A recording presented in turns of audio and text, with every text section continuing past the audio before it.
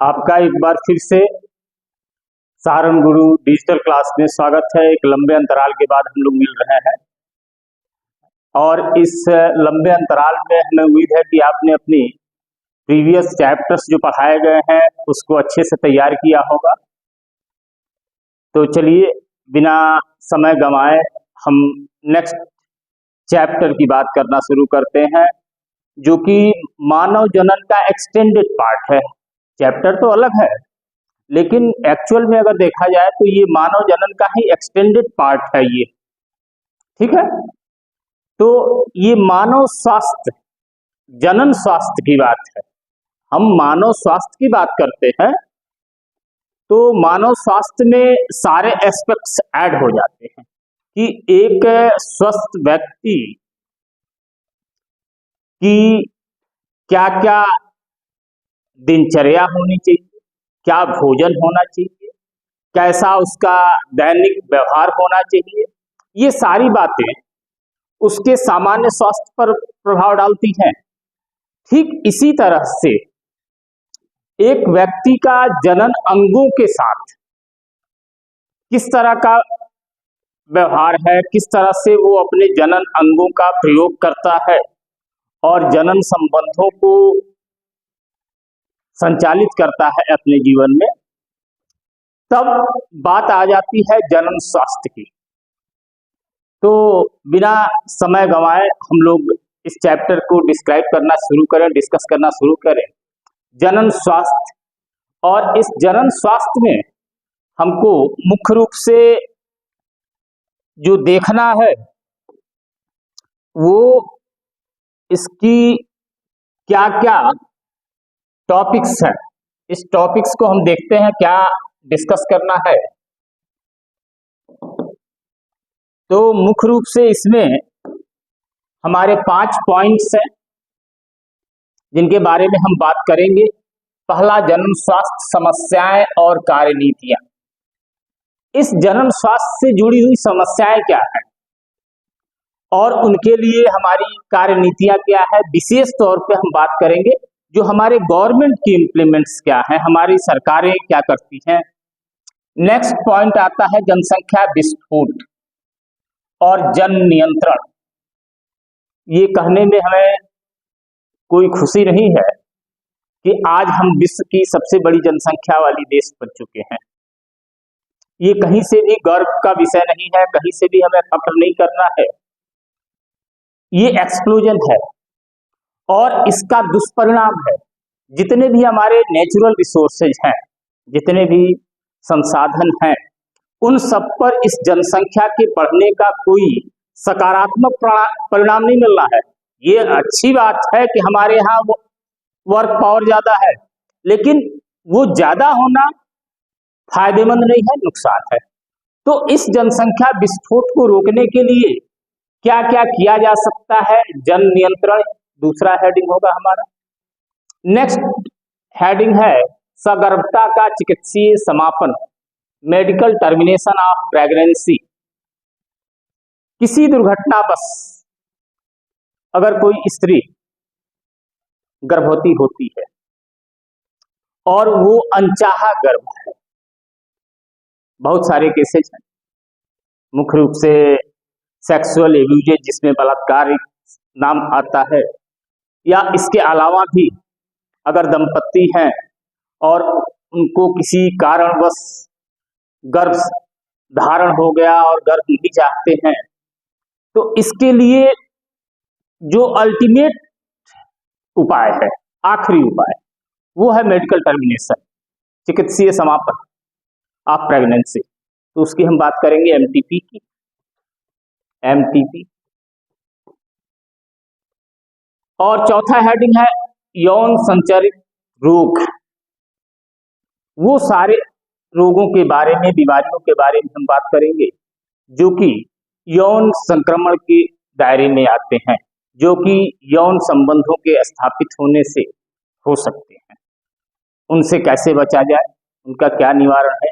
इसमें एक बहुत बड़ा नाम आएगा आपके लिए, एड्स का। आज दुनिया में बहुत तेजी से महामारी का रूप पकड़ लिया है एड्स ने, और इसकी मुख्य वजह है असुरक्षित और अनैतिक यौन संबंध, एक लाइन में समझ लीजिए, असुरक्षित और असंयमित यौन संपर्क, जिसकी वजह से ये फैलते हैं। इसमें एड्स का नाम आएगा, एक्वायर्ड इम्यूनोडिफिशियंसी सिंड्रोम, इसकी बात करेंगे। इसके अलावा भी और सारी बीमारियां हैं, सिफिलिस है, गोनोरिया है। और लास्ट हेडिंग हमारी होगी बंध्यता, स्टेरिलिटी। बहुत बार ऐसा होता है कि दंपति चाहते हैं कि उनको संतान पैदा हो और उसके लिए वो प्रयास करते हैं, लेकिन उस प्रयासों में सफलता नहीं होती। अब इसकी वजह क्या होती है कि कहीं न कहीं फिजियोलॉजिकल या फिजिकल या फंक्शनल कोई डिसऑर्डर होता है, या तो पुरुष में या तो स्त्री में, दंपति है तो मेल और फीमेल दो हैं, तो दोनों में किन्हीं वजहों से, अगर पुरुष है तो उनके शुक्राणुओं में की संख्या में, शुक्राणुओं की मजबूती में, वो प्रॉपर मोटाइल नहीं होते होंगे, गतिशीलता उनमें पर्याप्त नहीं होगी, या वो का आकार संरचना अच्छा नहीं होगा। इन वजहों से कभी कभी तो ये भी स्थिति होती है कि शुक्राणु बनते ही नहीं है या बहुत कम बनते हैं पुरुषों में। तो इन सब स्थितियों में और साथ में मादा में भी अगर किसी वजह से उसके अंडाणु नहीं बन रहे हैं, अंडाणु उसके फैलोपियन ट्यूब में नहीं आते हैं, तो इन सारी परिस्थितियों में बंध्यता की स्थिति हो सकती है। दोनों के स्पर्म और ओवम दोनों का अगर फर्टिलाइजेशन नहीं हो पा रहा है, किसी वजह से हो सकता है कि फैलोपियन ट्यूब में ही कोई डिस्टर्बेंस हो, तमाम सारी वजहें हैं।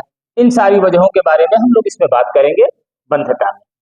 तो चलिए हम फर्स्ट टॉपिक की बात करते हैं, जनन स्वास्थ्य समस्याएं और कार्यनीतियां। क्या गवर्नमेंट की योजना है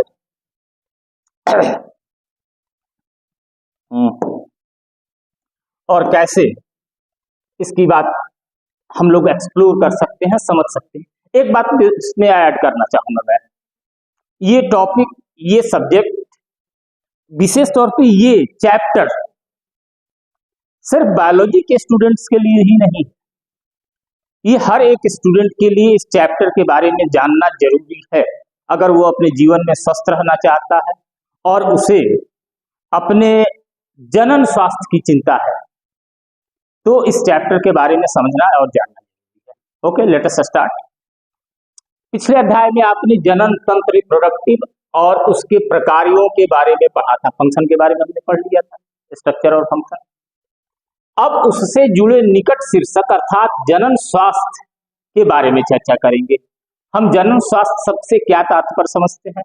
यह शब्द साधारणतः स्वस्थ जनन अंगों और उसके समान प्रकारों से संबंधित है। ये चैप्टर क्या बात करता है कि जनन अंग स्वस्थ है और उनकी कार्य क्षमता सामान्य है, तब तो वो कहा जाएगा कि एक उसके जनन अंग स्वस्थ है, जनन कार्य करने में वो सक्षम है। अगर उसमें कहीं भी त्रुटि होती है, कहीं भी कोई कमी होती है, तो उस स्थिति में अब जनन स्वास्थ्य की समस्याएं उत्पन्न होती हैं। वस्तुतः यह एक व्यापक परिप्रेक्ष्य को दर्शाता है, जिसके अंतर्गत जनन के भावनात्मक एवं सामाजिक पहलू जुड़े हैं। बी केयरफुल,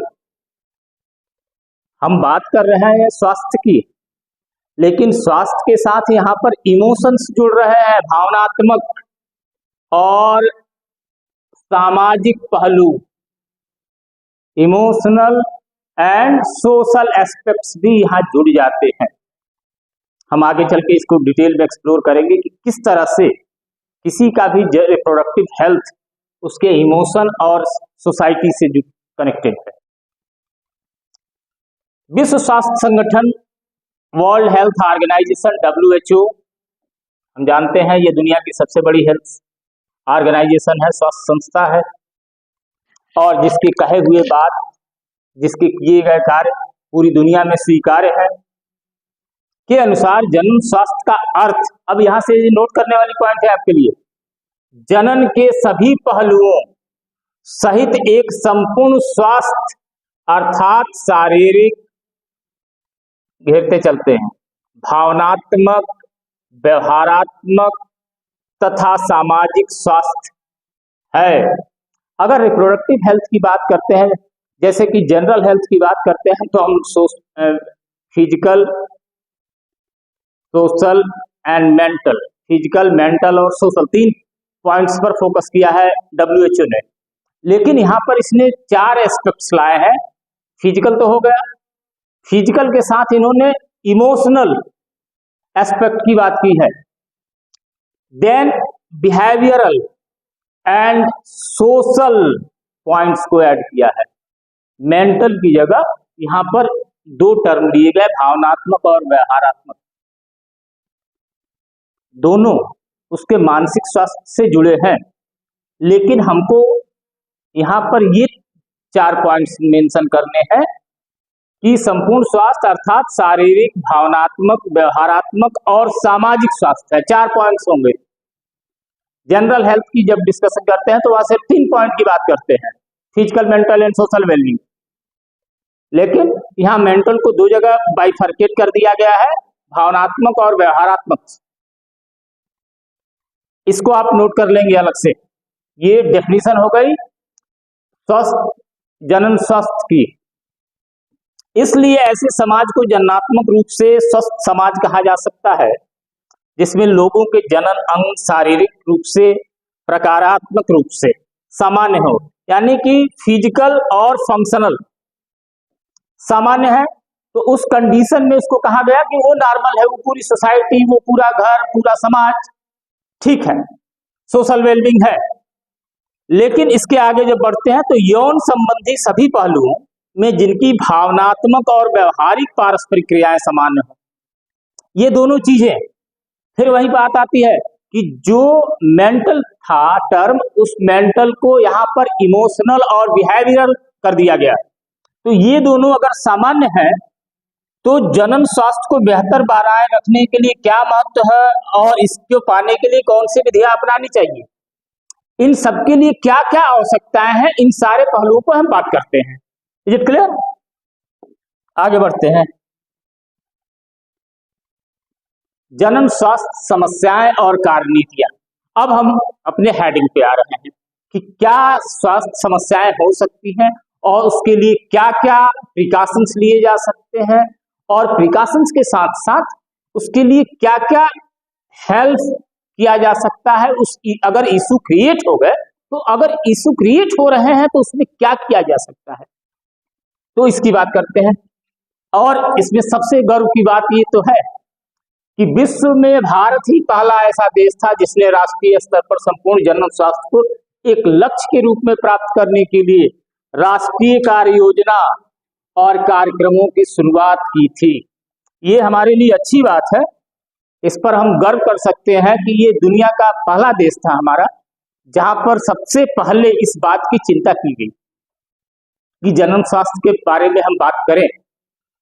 और इसके लिए इन कार्यक्रमों को परिवार नियोजन, पहले इसका हेडिंग जो हुआ करता था परिवार नियोजन के नाम से चलता था, अब हो गया हेडिंग क्या, परिवार कल्याण के नाम से ये हेडिंग है, जिसके अंतर्गत पूरे देश की जनन स्वास्थ्य और अन्य सारे स्वास्थ्य से रिलेटेड पहलुओं को देखा जाता है, उसके बारे में विचार किया जाता है, सुविधाएं उपलब्ध कराई जाती है। इस बात के लिए तो हम गौर कर सकते हैं, लेकिन इसमें मैं जोड़ना चाहूंगा कि इन सब के बावजूद भी आज की तारीख में हम दुनिया के सबसे बड़े जनसंख्या वाले देश हो गए।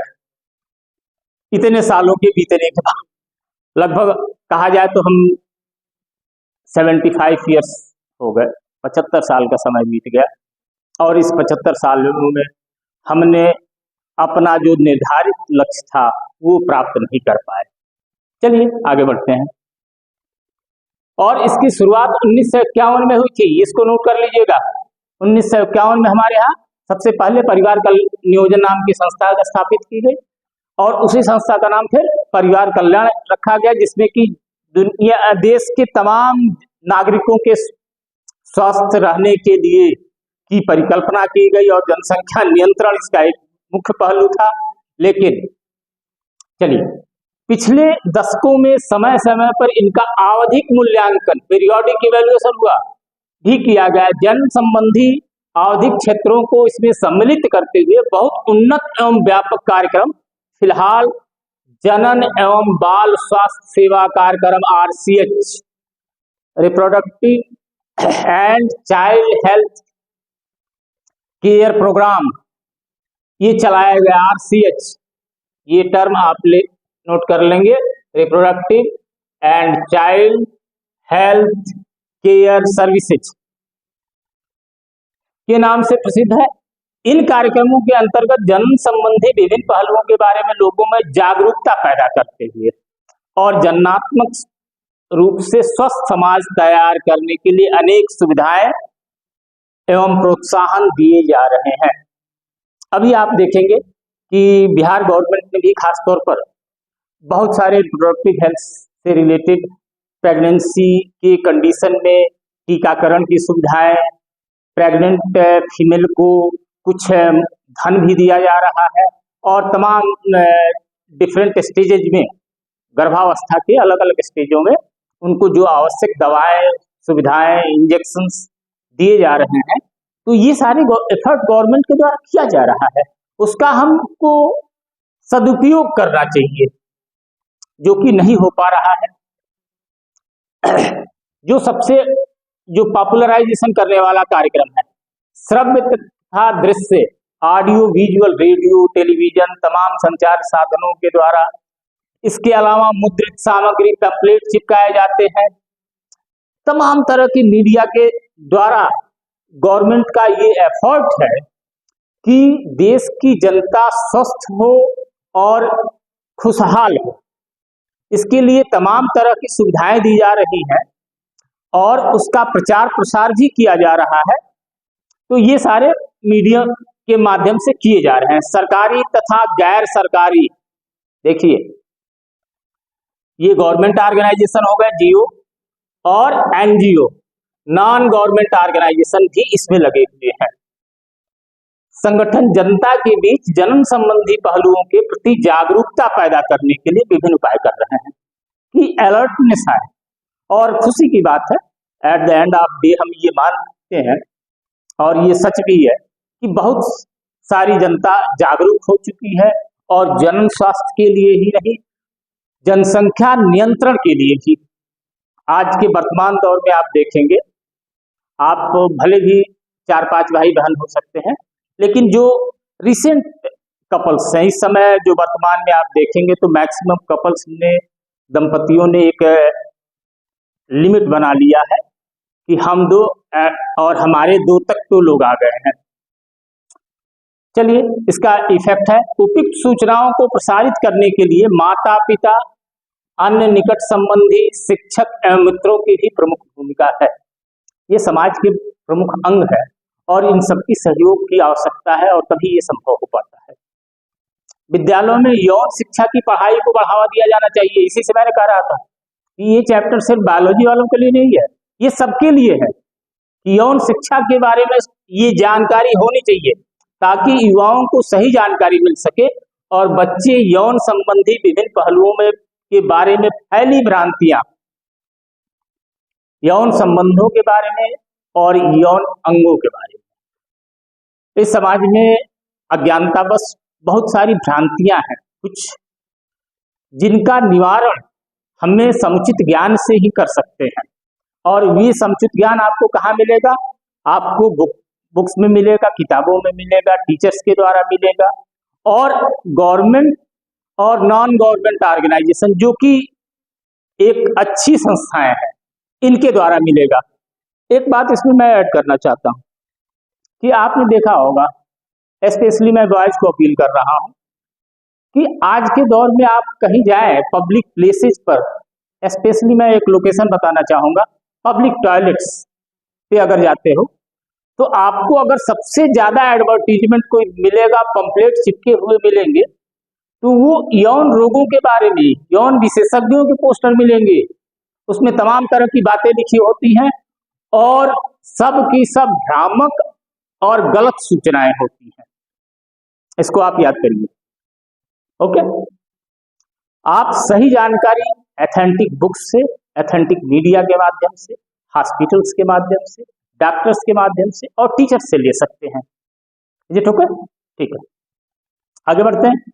और उन्हें यौन संबंधी गलत धारणाओं से छुटकारा मिल सके। सही जानकारी ही बचाव है। इस पूरे टॉपिक के बारे में, पूरे चैप्टर के बारे में आपको मैं एक लाइन में बताऊं तो इसमें सबसे बड़ी बात क्या है कि आपकी जानकारी ही बचाव है। सबसे अच्छा रास्ता क्या है कि आपको सही जानकारी हो, अगर कोई परेशानी हो तो आप सही लोगों से मिले, सही डॉक्टर्स से मिले, अपने पेरेंट्स से बात करें, टीचर से बात करें और समुचित इलाज कराएं। कहीं कोई समस्या होती है तो किसी तरह की भ्रांति और गलतफहमी में पड़ने की आवश्यकता नहीं है। ओके बेटा, लोगों को जनन अंगों, किशोरावस्था एवं उससे संबंधित परिवर्तनों, सुरक्षित एवं स्वच्छ यौन क्रियाओं, यौन संचारित रोगों एवं एड्स के बारे में जानकारी विशेष रूप से किशोर आयु वर्ग में जनन संबंधी स्वस्थ जीवन बिताने में सहायक होती है। जैसा कि हम पिछले चैप्टर में भी डिस्कस किए थे कि that's the time of explosion. जो एडोलसेंस का एज है, किशोरावस्था है, उसमें तमाम तरह की शारीरिक बदलाव होते हैं। लड़कों में भी होते हैं और लड़कियों में भी होते हैं। हार्मोनल चेंजेज होते हैं, उनके शरीर के हार्मोन्स की क्रिया गति, बहुत सारे सेक्स हार्मोन्स की एक्टिविटी बहुत तेजी से बढ़ जाती है, जिसके कारण एग्रेशन आ जाता है। और चूंकि शारीरिक रूप से विकसित हो जाते हैं तो उन्हें ये लगता है कि हम शारीरिक रूप से तो अपने माँ बाप के बराबर हो गए, तो क्यों उनकी बातें समझे, क्यों उनको सुने, हम अपनी सुनेंगे? नहीं, उनके पास एथेंटिक जानकारी है, उनके पास एक्सपीरियंस है, इसलिए टीचर्स और गार्जियंस से आप सही जानकारी दें। ये सबसे बड़ा इस चैप्टर का जो उद्देश्य है कि you must get the correct information. हो जाए, ओके, चलते हैं बेटा। और ये सहायक हो लोगों को शिक्षित करना। देखो सबसे बड़ी बात क्या है, हम इस टॉपिक का, इस चैप्टर का टारगेट क्या है? लोगों को शिक्षित करना, विशेष रूप से जनन क्षम जोड़ी जो न्यूली मैरिड है या मैरिड कुछ साल हो गए, जो कि जनन क्षम है, उनमें जनन करने की क्षमता भी है, और तथा वे लोग जिनकी आयु विवाह योग है, बहुत जल्दी आप लोग उस स्टेज में पहुंचने वाले हो, उन्हें उपलब्ध जन नियंत्रक, गर्भ निरोधक विकल्पों तथा गर्भवती माताओं की देखभाल, मां और बच्चे की प्रसवोत्तर, पोस्टनेटल, बच्चे के जन्म होने के बाद देखभाल आदि के बारे में तथा स्तनपान के महत्व, लड़का या लड़की को समान महत्व और समान अवसर देने की जानकारी आदि से जागरूक स्वस्थ परिवारों का निर्माण होगा। अगर ये जानकारियां होगी, सही जानकारियां होगी, तो एक फैमिली स्वस्थ होगी। और हम जान रहे हैं कि परिवार से ही समाज बनता है और समाज से ही देश बनता है। तो अगर परिवार स्वस्थ होंगे, दंपति स्वस्थ होंगे, उनके बच्चे स्वस्थ होंगे, तो एक स्वस्थ समाज बनेगा और स्वस्थ समाज से हमारा स्वस्थ देश होगा। तो ये जानकारियां, सबसे पहली चीज आपको फिर से मैं रिमाइंड करता चलूं, हमेशा रिमाइंड करता रहूंगा इस पूरे चैप्टर में, कि you must get the correct information. सच्ची सूचनाएं, जानकारियां आपके पास होनी चाहिए। देखो, अनियंत्रित जनसंख्या वृद्धि से होने वाली समस्याओं, भाई ये तो समस्याएं हैं, तथा सामाजिक उत्पीड़नों जैसे कि यौन दुरुपयोग, यौन संबंधी अपराधों आदि के बारे में जागरूकता पैदा करने की आवश्यकता है। हम लगे हैं ताकि लोग इन्हें रोकने और जनात्मक रूप से जिम्मेदार एवं सामाजिक रूप से स्वस्थ समाज तैयार करने के बारे में विचार करें और आवश्यक कदम उठाएं। जब हमारे पास सही सूचनाएं होंगी, सही जानकारी होगी, तभी हम सही कार्य कर सकते हैं। अगर हमें गलत सूचनाएं हमारे पास है तो हम उन गलत सूचनाओं के आधार पे अपने आप को डाइवर्टेड रखेंगे। जैसे जीपीएस की बात होती है ना, लाइक कहीं भी जाते हो जीपीएस ऑन कर लेते हो कि ये लोकेशन पता होना चाहिए, तो आपके भी जीवन का जीपीएस जो है इंफॉर्मेशन पर बेस्ड है, सूचनाओं पर आधारित है, तो आपके पास सही सूचनाएं होनी चाहिए। ये ठीक है। देखिए, जनन स्वास्थ्य प्राप्ति के लिए विभिन्न कार्यक्रमों के सफलतापूर्वक क्रियान्वयन के लिए मजबूत संरचनात्मक सुविधाओं, व्यावसायिक विशेषज्ञता तथा भरपूर भौतिक सहारों की आवश्यकता होती है। अब इन सब के लिए क्या तीन विशेष आवश्यकता है? एक, संरचनात्मक सुविधा इंफ्रास्ट्रक्चर हो हमारे पास, व्यावसायिक विशेषज्ञता हो, इस विषय विशेषज्ञ के मेडिकल एक्सपर्ट्स हो, यहाँ पर हमको डॉक्टर्स की बात हो रही है कि अच्छे क्वालिफाइड डॉक्टर्स हो, और भरपूर भौतिक सहारों की आवश्यकता होती है। इस इंफ्रास्ट्रक्चर के अलावा जो मेडिसिन है, इक्विपमेंट्स हैं, सर्जरी के लिए चीजें हैं, वो सारी चीजें होनी चाहिए। लोगों को जनन स्वास्थ्य संबंधी समस्याओं जैसे कि सगर्भता, प्रसव, यौन संचारित रोग, गर्भपात, गर्भ निरोधकों, ऋतुस्राव, माहवारी संबंधी समस्याओं, बंध्यता, बांझपन आदि के बारे में चिकित्सा सहायता एवं देखभाल उपलब्ध कराना आवश्यक है। पूरे समाज का ये हक है कि उनको ये सारी सुविधाएं मिले। खास तौर पे स्त्रियों को, महिलाओं को जन्म स्वास्थ्य की समस्या उनके साथ ज्यादा होती है, क्योंकि गर्भ धारण करना उनके हिस्से में है, तो ये सारी सुविधाएं मिलनी चाहिए। समय समय पर बेहतर तकनीकों और नई कार्य नीतियों को क्रियान्वित करने की आवश्यकता है ताकि लोगों को अधिक सुचारू रूप से देखभाल और सहायता की जा सके। बढ़ती मादा भ्रूण की कानूनी रोक के लिए उल्बेधन, एमनियोसेंटोसिस, मैं थोड़ा सा एक्सप्लेन कर दूं, आप समझ लो। उल्बेधन वो प्रक्रिया है जिसमें कि माता के गर्भ में सामान्य तौर पर क्या है, ये गर्भाशय है, और गर्भाशय में जब शिशु बढ़ता है तो एक एमनियोटिक चैम्बर बन जाता है, इसके अंदर वो विकसित होता हुआ बालक रहता है, और एक गर्भनाल के द्वारा, वो प्लेसेंटा के द्वारा जुड़ा होता है अपनी मां से। तो इसमें जो द्रव्य भरा होता है इसको एमनियोटिक फ्लूइड कहते हैं,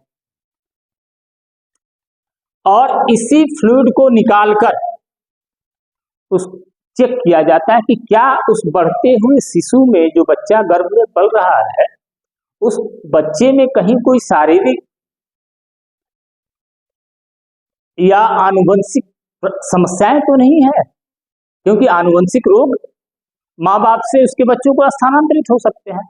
तो कोई इस तरह का इसमें डिफेक्ट तो नहीं है। इसका उद्देश्य तो बड़ा अच्छा है एमनियोसेंटोसिस का, लेकिन इसका दुरुपयोग क्या होने लगा कि इससे ये पता चल जाता है कि गर्भ में पल रहा शिशु वो मेल है कि फीमेल है, और जब लोगों को ये जानकारी होती है कि वो गर्भ में पल रहा शिशु मादा है, तो उसका भ्रूण हत्या कर दी जाती है, जो कि फीमेल फिटिसाइड कहा जाता है इंग्लिश में, हिंदी में आप कहेंगे मादा भ्रूण हत्या। इस तरह का जघन्य अपराध समाज में हो रहा है, आज भी हो रहा है, बहुत दिनों से हो रहा है। इसमें एक नाम और आपको बताना चाहूंगा, अल्ट्रासोनोग्राफी। ये इससे भी आसान तकनीक आ गई है आज की तारीख में कि अल्ट्रासोनोग्राफी के द्वारा लोग ये पता कर ले रहे हैं कि गर्भ में पल रहा शिशु मादा है कि नर है, और उसके हिसाब से लोग फैसला कर रहे हैं। फैसला क्या कर रहे हैं? उनकी हत्या कर रहे हैं। आइए, तो इस प्रक्रिया को, इस प्रवृत्ति को रोकना आवश्यक है, और इस प्रवृत्ति को रोका कैसे जा सकता है? बस एक ही साधन है हमारे पास कि हम समुचित जानकारी दे सकते हैं। तो एम्नियोसेंटोसिस एवं जांच लिंग परीक्षण पर वैधानिक प्रतिबंध तथा व्यापक बाल प्रतिरक्षीकरण आदि कुछ महत्वपूर्ण कार्यक्रमों को भी शामिल किया गया है।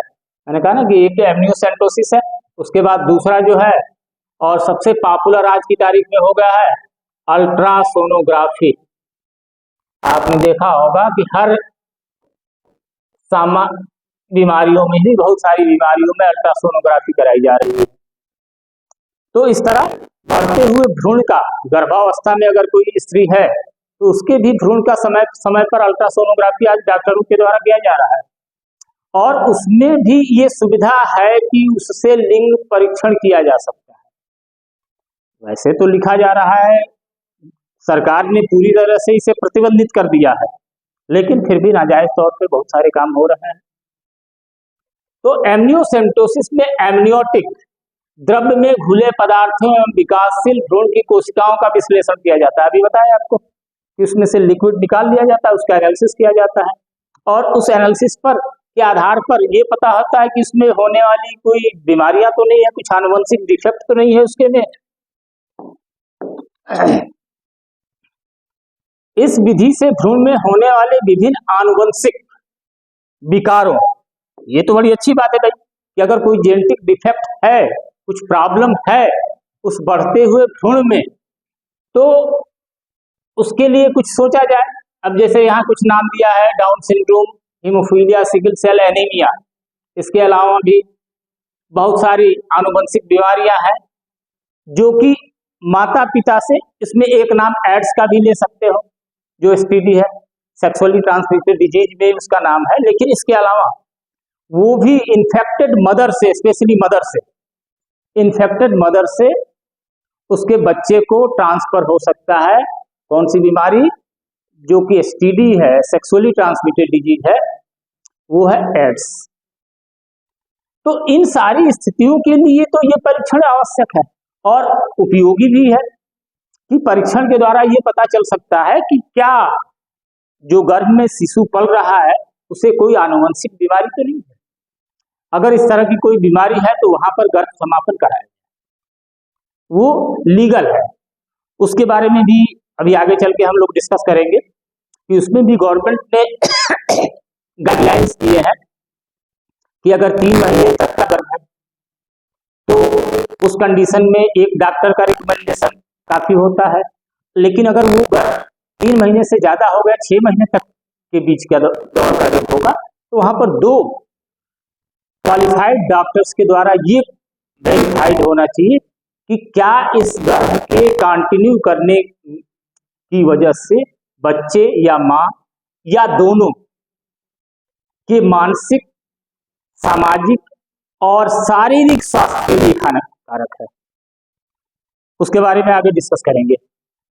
तो उपस्थिति का पता लगाया जाता है तथा जनन संबंधी विभिन्न क्षेत्रों पर अनुसंधान को बढ़ावा दिया जाता है। एक्सपेरिमेंट्स होते हैं, रिसर्च हो रहे हैं। सरकारी तथा गैर सरकारी एजेंसियां नई विधियां तलाशने या विद्यमान को ही और बेहतर बनाने का काम कर रही हैं।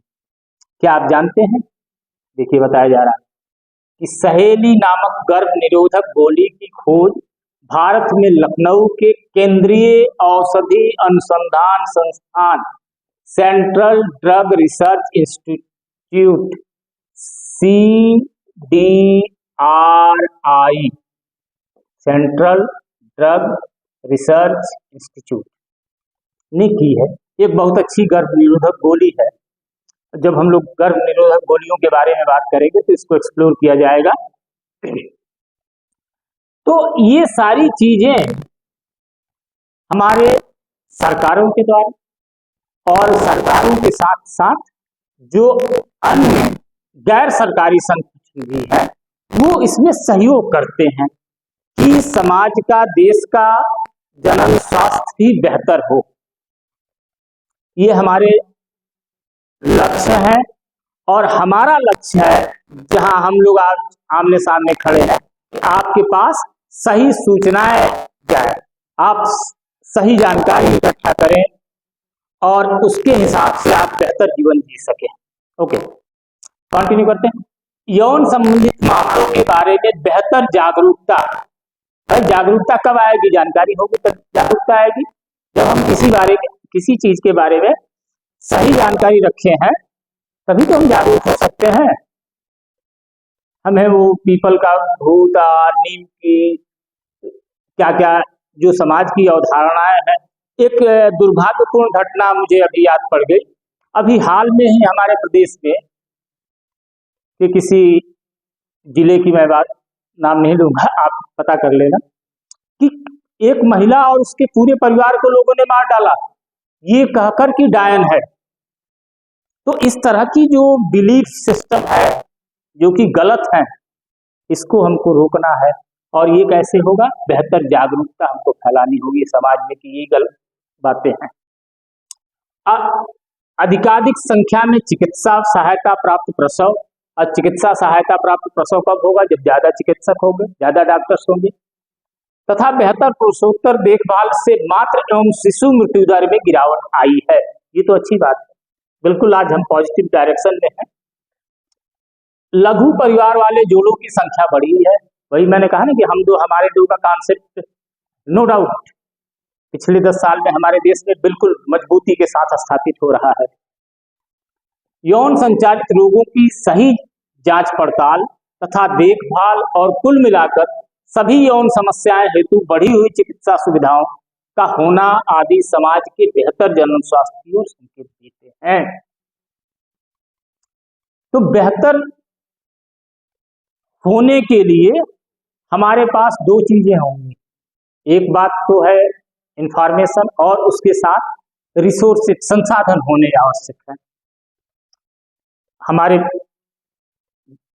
देश की सरकार, हमारे प्रदेश की सरकार वे इस पर बहुत ही दृढ़ता से लगी है। अपेक्षित सफलताएं नहीं मिल पा रही लेकिन मिलेगी समय के साथ, और हम एक विकसित राष्ट्र, स्वस्थ समाज का निर्माण कर सकते हैं। आइए इसी सोच के साथ आज के इस वीडियो को हम वाइंड अप करते हैं। Thank you very much. That's all for today. Next video में हम मिलते हैं नेक्स्ट टॉपिक के साथ। क्या होगा? जनसंख्या स्थायीकरण और जल नियंत्रण। ये टॉपिक लेके हम लोग नेक्स्ट वीडियो में मिलेंगे। Okay, thank you, thanks a lot once again.